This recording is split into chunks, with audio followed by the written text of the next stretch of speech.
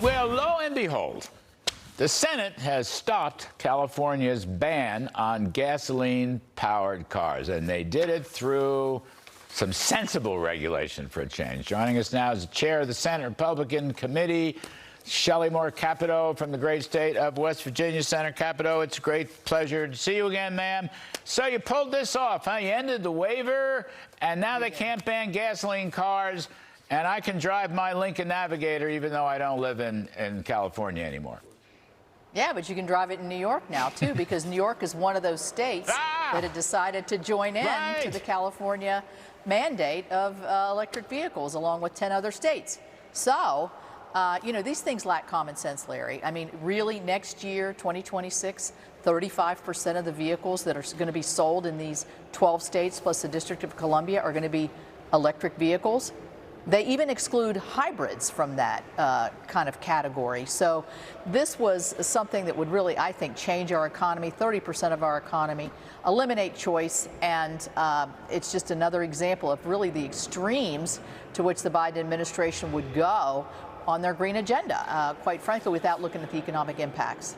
But you know, okay, so you said it, and a little light bulb went off in my little head. So I'm just thinking now, all those West Coast states, I consider them all California. Oregon, Washington, California, whatever else, Arizona, God help them. They're all like California, you know what I mean? They can't do that either. You've stopped them out, too. And then probably the New England states, you've stopped them out. New York, Massachusetts, I don't know about Connecticut, you tell me. That's the most wonderful thing I've heard. That's fantastic.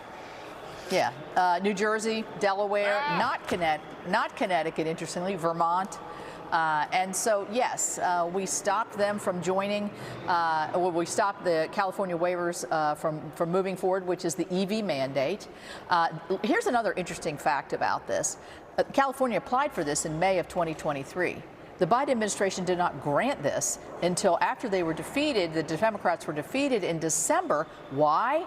Because they know politically it's unsatiable to the, or it's unsavory to the voting public. They knew it would be an election issue, and so they held it to then. And I just think I'm really proud of the way we pulled together and we're able to get this across the finish line. I think, correct me if I'm wrong, but car makers like GM, which practically bet the ranch on electric vehicles, and Ford, they backed you on this. They wanted to get rid of the waiver too. Absolutely. So they don't have to make all these different kinds of cars, I guess. That was but they're losing hand over fist on the EVs anyway.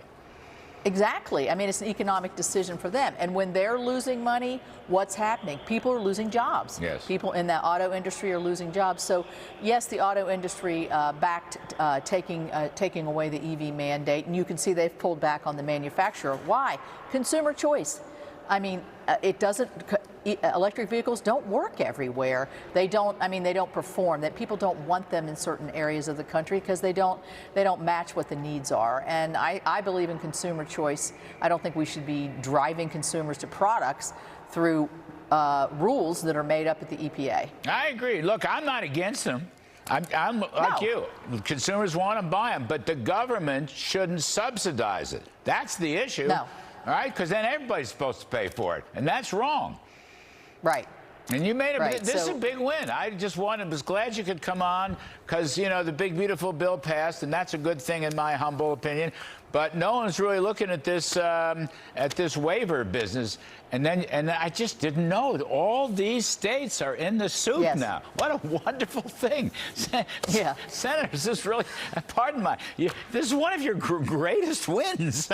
Thank you. Yeah, we feel very good about it. And I think it's going to make, you know, it's back to common sense here. Yeah. There was no common sense in these mandates, and the American public knows this. It's a very unpopular, if you poll it, it's very unpopular.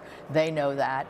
But, you know, at the base of it, economically, it doesn't make sense. And let's let people make their own choices, and California can take their other 11 states and figure something else out that makes more sense. Yeah, they can all party together. Anyway, great stuff. Senator Shelley Capito, thank you, ma'am. We appreciate it very, very much. Thanks, Larry.